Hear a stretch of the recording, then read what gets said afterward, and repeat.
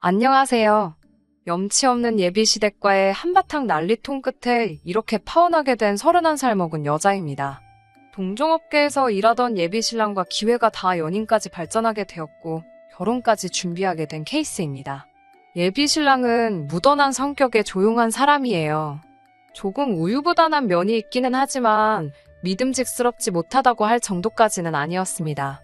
시댁과 친정 양가에서 적당한 지원을 받고 결혼 준비를 하게 되었고요. 양가가 넉넉한 형편은 아니다 보니 회사는 서울이지만 조금 떨어진 곳에서 시작을 하기로 되었는데 불만은 없었습니다. 신혼살림은 원래 직장에서 그나마 가깝고 대중교통이 잘 되어 있는 경기권 신도시에서 시작을 하기로 했어요. 저는 사실 서울에서 시작을 하고 싶었습니다. 대중교통이 아무리 잘 되어 있다고 한들 서울에서 서울 가는 게 더 빠르지 않겠어요? 더군다나 저는 이미 결혼 전부터 차가 있었기도 했어요. 친정이 지방인 것도 그 이유에 한몫을 했고 무엇보다 경기권 신도시에 이미 시댁이 자리를 잡고 살고 있었기 때문에 내키지 않았던 이유가 컸습니다. 그걸로도 모자라 이미 결혼한 신우까지 살림을 차려서 같은 지역 근처에 살고 있었고요. 하지만 요즘 같은 집값 상황에 결혼할 때 서울에 집 가지고 시작하는 커플이 몇이나 되겠어요? 제가 우겨봤자 저희 집에서 받는 지원 뻔하고 시댁에서도 더 나을 부분이 없는 걸 아는 상황에서 제가 욕심부린다고 무조건 서울에서 시작하겠다고 할 수가 없었습니다. 물론 양가에서 보태준 돈과 저희 돈을 합치면 어떻게든 서울 전세를 못 구할 만큼은 아니었지만 그렇게 되면 교통이 사실 경기권과 비교했을 때 썩 달라지는 게 없었거든요. 당장 욕심부리지 않고 형편에 맞춰 시작하고 하루빨리 자리 잡아서 서울로 오면 되지 않겠냐는 예비신랑의 설득에 하는 수 없이 그렇게 하기로 정하게 되었습니다. 설득당할 때도 제가 너무 허영심이 많은가 하는 생각을 했는데 결혼 준비를 하면서 하나둘씩 보여준 추악한 그자들의 모습에 누가 허영심이 많은 건가 하는 생각을 하게 되네요. 제 차는 경차입니다.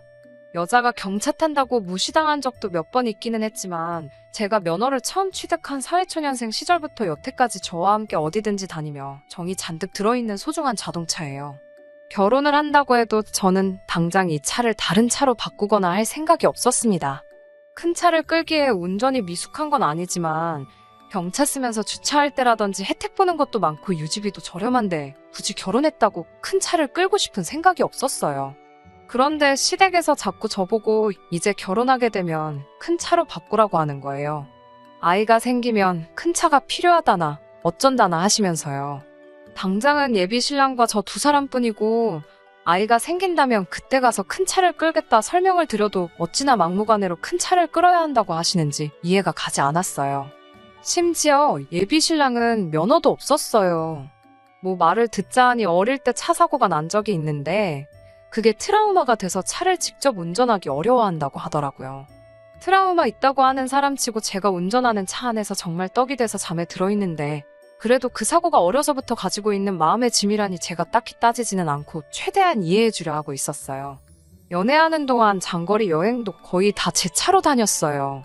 저는 기차 타는 것도 좋아하고 시외버스여도 상관이 없었는데 특히 버스를 타야 하는 날이면 예비신랑은 버스는 내키지 않는다고 차라리 제 차를 끌고 가자고 부탁을 했었습니다. 연애하면서 서울 밖으로 나가는 장거리 여행을 두세 달에 한 번씩은 했었는데 지금 생각해보면 경차 가지고 고속도로 타고 정말 어떻게 했는지도 모르겠어요. 제가 운전을 하면서 고생을 하니 데이트로 여행 가서는 비용은 거의 다 예비신랑이 내는 데다가 기름값도 내주긴 했지만 그렇게 여행 다녀오면 아주 몇일은 다리가 불편해서 고생을 했었죠. 아무튼 큰 차로 바꾸라는 시어머니 말씀에 저는 차를 바꿀 생각이 없다. 시댁 쪽에서는 큰 차로 바꿔야 한다. 아주 밀고 당기기를 초등학생 운동회 때 줄다리기 하듯 한동안 실갱이를 하다가 결국 고집 굽히지 않으시는 시부모님 이길 수도 없고 이걸 이겨봐야 제가 뭐가 되겠나 싶어서 제가 백기를 들고 차를 바꾸기로 했지요. 그런데 시댁에서 뜬금없이 고급 외제차 이야기를 하시더라고요.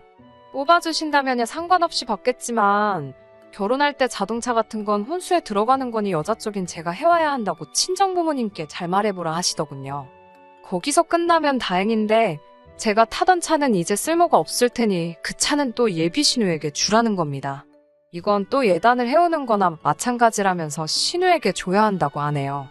그 당시에는 신우와는 그렇게 만나본 적도 없고 해서 신우가 싫어서 주기 싫다 그런 게 아니었어요. 그냥 주기 싫었습니다. 말한 대로 내가 평생을 타온 자동차이기도 했고 그만큼 정도 많이 붙었으니까요. 그리고 새 차를 사게 되면 그 차를 정리해서 조금 보탤 수도 있는 것이고 꼭 제 차를 누구를 줘야 한다면 얼마 뒤 군대를 전역하고 사회초년생이 될 준비를 해야 하는 제 남동생한테 우선적으로 줘야 한다고 생각했어요. 그 말씀을 하실 때 남편도 제 옆에 같이 있었는데 예비 신랑은 제가 타던 차를 누가 갔던 간에 그건 신경도 안 쓰였나 봐요. 외제차를 검색하면서 이건 어때 저건 어때 하면서 자기가 평소 타고 싶던 차를 검색을 하면서 저한테 보여주고 있더라고요. 가격도 하나같이 기본 6천만 원은 넘어가는 차들이었어요. 개 중에는 1억 넘는 것도 있었습니다. 지가 면허가 있어서 타고 다닐 것도 아니면서 뭘 그렇게 고르고 있는지 이해가 가지 않았어요. 트라우마 때문에 차를 무서워한다더니 외제차 종류는 막상 운전하고 다니는 저보다 훨씬 더 잘 알고 있더군요. 아니, 애초에 그 정도 금액대에 차를 지원받을 바에 집값으로 더 지원을 받게 된다면 서울에 집 사는 것도 무리가 아니고 어차피 운전을 무서워서 못하는 예비신랑이 출퇴근하기 더 간편해지는 것 아닌가요? 제가 타던 차를 신우에게 줘야 한다는 것도 예비신랑은 제 편을 들어주면서 제 남동생에게 주는 게 좋겠다고 자기 부모님들을 설득해줬는데 그것 또한 조건부 거짓부렁이었습니다. 친정부모님과 상의하고 또 상의한 결과 저희 형편에 외제차를 끌어야 할 이유도 없고 돈 아끼려고 경기권 신도시에서 시작하는 건데 비싼 유지비 내면서 돈을 이중삼중으로 낭비할 필요가 없다는 계산이 섰어요. 그래도 차는 새 것으로 해주는 거니 국산차 중에서도 상위급 라인의 차량을 사주기로 정했습니다. 그 이야기를 예비신랑에게 말을 했어요. 예비신랑은 외제차가 아니란 사실에 인상을 잔뜩 찌푸리면서 그건 말도 안 된다고 하더라고요. 외제차를 안 살 거면 제가 타던 차는 자기 누나에게 주는 게 맞다고 하더라고요. 예비신랑의 논리는 고급 외제차를 사는데 드는 비용이 있으니 그 부분을 감안해서 제 동생에게 줘도 된다고 말한 부분이고 굳이 친정에서 그렇게 돈을 아끼겠다면 지네들도 받아야 할 건 받아야겠다는 입장이더라고요.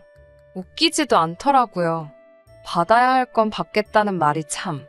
애초에 양가지와 비슷하게 받아 새 출발하는 건데 거기에 자동차를 얻고 나서 제 차까지 신우를 줘야 되면 신혼집 구하는데 지원해주시는 돈만큼 친정에서 더 해가는 건데 말이에요. 말씀드린 대로 저희가 더 쓰게 되는 돈만큼 시가에서 보태주면 저희 정말 대출 조금만 더 받아서 서울 안에 회사 근처에 아파트 구해서 시작할 수 있었고요. 저도 양보하지 않고 차는 친정부모님이 알아보신 국산차로 해야겠다 못을 박았습니다. 그날 저녁에 예비 시어머니에게서 전화가 오더라고요. 왜 자기들이 외제차를 콕 집어서 말해줬는데 국산차로 했냐면서요. 저희 형편에 아무리 생각해봐도 외제차는 사치인 것 같다고 설명을 드리니 그게 어디가 사치냐고 쏘아붙이시더군요. 저희가 신혼살림 차릴 경기권 신도시에 신혼부부가 얼마나 많은지 아냐면서 본인이 장 같은 걸 보러 다니거나 주변에 다니다 보면 전부 다 외제차를 끌고 다니는 건 자기 같은 나이 먹은 사람들이 아니고 전부 다 신혼부부들이라고 하시더라고요.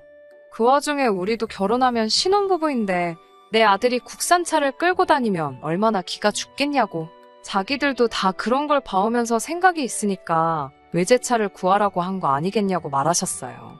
이 동네에서 오래 살고 있는 본인들이 더 잘 알고 정한 건데 살아본 적도 없는 제가 이래라 저래라 하는 건 이해가 되지 않는다고요.